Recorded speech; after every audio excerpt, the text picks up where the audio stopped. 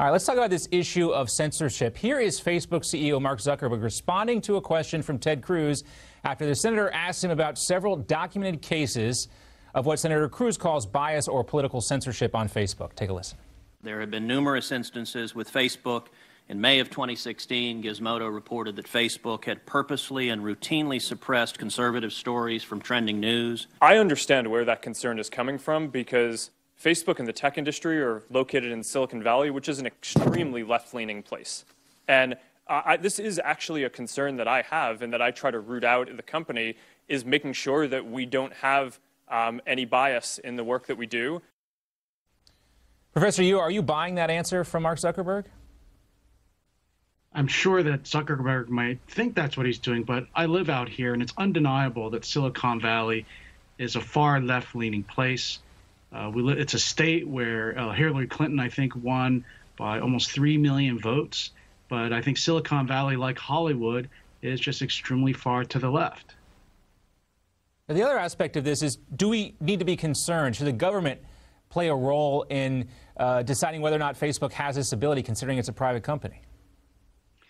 I think there's two different ways to approach it. One is Facebook is a private company.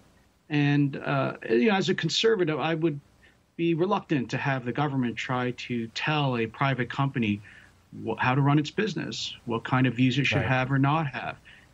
On the other hand, Facebook receives enormous advantages, like much of Silicon Valley, from the government.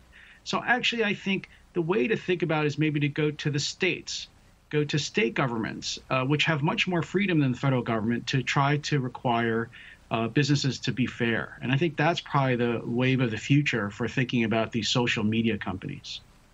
An interesting take on it. I do want to get your take on a special counsel investigation. President Trump tweeting today, if I wanted to fire Robert Mueller in December, as reported by the failing New York Times, I would have fired him. Just more fake news from the newspaper. But there has been a lot of talk about the possibility of President Trump firing the special counsel. What happens if President Trump does fire Robert Mueller? So first, many critics say that President Trump can't fire Mueller because there's a Justice Department regulation which says he can only be fired for cause, which is something like a criminal violation or abuse of power, and that it's the Attorney General, in this case Rod Rosenstein, who'd have to remove him. I think that's wrong. I think President Trump has a constitutional authority to fire Mueller just as he can any prosecutor within the federal government. They all only work for him in his constitutional duty to take care the laws are faithfully executed.